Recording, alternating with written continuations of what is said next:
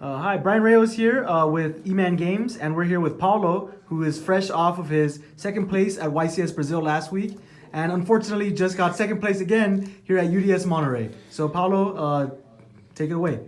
Fala Galera. Yeah, I got second place twice. I'm kind of happy and sad because this is the best that I did so far in tournaments, but I got second place twice in 2 weeks, which sucks, but that's the way it is. I want to have a shout out for Eman, everyone from Eman, for all the sponsors from Eman, for my friends Brazil, Michelle, everyone from Y-CS, which was my friend, all my friends were there, especially Christian, which the master, which tested a lot with me. So yeah, he helped me a lot on this. I couldn't do it without him. And that's it. Like this is my deck. That is almost the same deck. Like only the sides is a little bit different. So yeah, my deck is like 3 of 3. I will do it like this because these are the starters. So yeah, engage this. Same starters, right? So I max on everything, and I think it's very important to do like this. And I'll also play those, which also increases the consistency of the deck, which is really important nowadays. Um, I play 9 hand traps, in permanence, which I don't love, but I think it's okay to play. Ash is really good, and I play Veiler. Veiler I think is a little bit different, and I play the main deck is the same for both events. So Veiler is really good against Danger, in my opinion, because the way people play against Danger, in my opinion, is kind of wrong. They try to hold cards to like hit Firewall, hit Cancel Soldier, hit those type of cards, and I think the effect negations are really good early. So if my opponent summons Armageddon, I Veiler instantly. Like if they go Allure, start Allure of Dark, I Ash the Allure. Because this makes two things happen. Like the hands got the likelihood of the hand being better is lower because they have less cards, and you have more odds to hit the dangers, which is really huge. Like it's really common for them to go like this. They go set one Armageddon effect, then your Veiler, then you have like 3 in hand. So it's like one danger, 2 danger, so you have 33% to hit the danger. Then if you hit if they have 2 dangers, you have like 50% after that. So I think it's way the chance for you to win doing this is way higher than you to hold, especially in permanence. Like this, I understand people use like early, but because of Azatov. But these people try to hold. I test every like possibility to hold this like on Kano Soldier, on Firewall, Bounce, Firewall Special. Doesn't matter. Like if they already have everything, like and you're going to die, you in permanence, they go unicorn, shuffle, draw, make Firewall again. It's almost impossible to win. So it's way your chance to win is way better if you do everything early. I think I only got this far in both tournaments. I played against 7 danger on both tournaments. I won all of them. So of course I got a little luck on these cards, but I think the luck was improved by the way that I play. So I had many 32% or 50% or 25%, and many people uh, have like 16% or 20% of discarding because they have more cards in hand. That's the main goal, main point. Another thing about danger, which like I was really it's weird to say this, but about danger, Spirit Trap removal are really good against danger. Going first, of course. Because the way you lose, like you only lose to danger for the spell cards, like Soul Charge and Beginning of Danger, for example.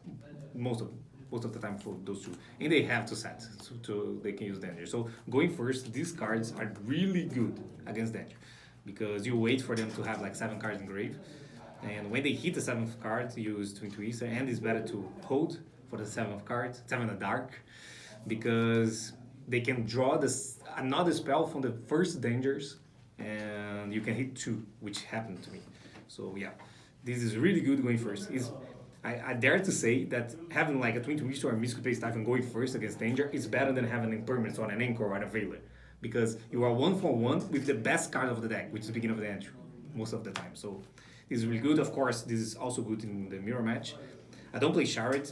I don't know if I should have, but my deck is not so bad against Ben's mirror, and I know to play the mirror really well. I think so.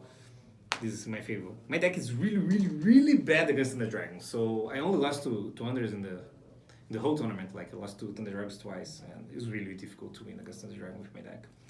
So yeah, the rest.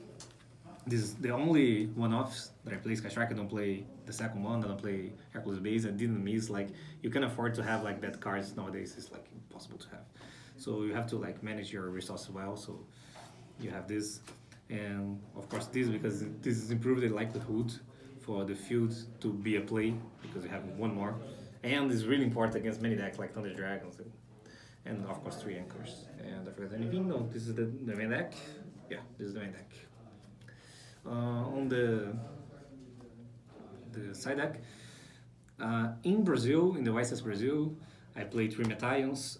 Then here in the UDS, I took off the Metallions and put the third value, which I only played 2 before. In Brazil I played 2, now I play 3, and I put this instead, like those, and take off this. And I think it was better because this is like really good against many rogue decks like Trickster, which I lost in Brazil in the finals. And not only that, like Outer Guys, I think it's good against FTK because they need to put they don't need, but they always do. They put Grifu with Imperial Ward against Sky Striker. So having something like this to put in that situation is good because not only it's an out for Imperial Ward, the Grifu, like you almost insta win if you do this because you attack Grifu and pop the Imperial Ward. Not only that, it's good because many times when you hand trap them, like something stays on the field. Like it's really likely that they have like a danger, 2 danger. So this can attack something, kill something. So it take off responsibility for your engine cards to deal with stuff. So you can like summon these, attack, and do your engine cards to get defense for the next turn. So because you are a Sky Strike and you don't kill them fastly. So yeah, I don't regret changing. I did lost to Thunder Dragon, so it would be good to have this, but I don't think it did make a difference. So yeah, so this was the difference from both events. Everything else was similar. I had many cards against Thunder Dragons because my main deck was really bad, so I side all this against Thunder Dragons. I even side this against Thunder Dragons, which I don't think is really bad because you negate Colossus and you have to kill the Colossus afterwards. And yeah, this is. I said 9 cards against the Dragon. I had so many things to side out that I had to have many things siding. And yeah, I think that's it. I side battles against Rongo deck as well, which is good. And I think that's it. And have this, I think is really important, especially in the mirror and like Outer Guys and Trickster and all that.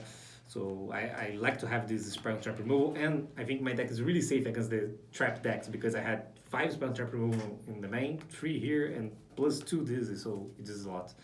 So yeah, and drawing like bird, and then there's another thing that I think many people lose against what's the name? Danger, because they use this card so wrong against Danger. Like people usually they go allure, then you draw, then you banish, the people draw.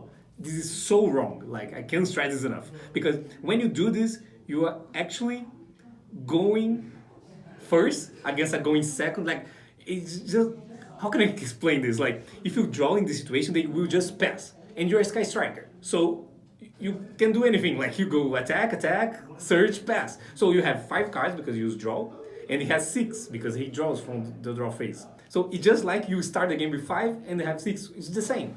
Doesn't change anything. So this is way better for you. If they go allure, I let them allure, and they start to make dangerous cards. So they use a danger, for example. They use a danger and shuffle, and let's say you miss the danger and you hit like a good card, like a snow, a brawl, for them, of course. A snow, a brawl, a beast, a nasty, all this card that gets another card. So in this situation, they summon the danger, draw a card, then this trigger the card on the grave. For example, a nasty, a brawl. So when this triggers, this is link 1, this is link 2. So this negates this because this is link 2, and they commit a danger on the field. So instead of having 5 in hand, if you draw the allure, now they have 3 in hand and 1 monster on the field, which you usually can deal with. Then you kill the monster, they have 4 in hand, which makes a lot of difference. And people usually don't do this. And I see this happening all the time. So I think that the reason that I win so much against Danger is good against Sky Strike. But if you know like this kind of plays that many people don't, I think your favorite. So yeah, that's it. Ah, no, that's not that's it. Not it. There's this extra deck, which you like. I don't use much. So, like, of course, 9. And the flex spots were like 2 for Super Poly. And I play Phoenix, Unicorn. This was the last card that I put. I think it's really good because against FTK again, it's very likely that you negate the Curious, which is also a really good target for Impermanence or Ash or regular.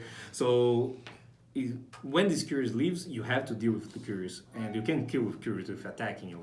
So they can get a card from grave. So you anchor. Usually you anchor and make this against FTK with your like Link and the Curious. You make this, and this is really good because this alone, even if you don't have like anything, this alone can prevent the FTK because they can like special summon arrows, so they got Raigeki, and this is really good. And so many times you have like a way to Hornet's drones or something, so this is really good. And that's it. This is my deck. I'm really happy and sad, but I'm not giving up. I'm going to try more, and eventually I think I will win one. Well, congratulations, Paulo, and make sure to check out the Eman channel, our Facebook page, our Instagram. But yeah, thank you. Thank you.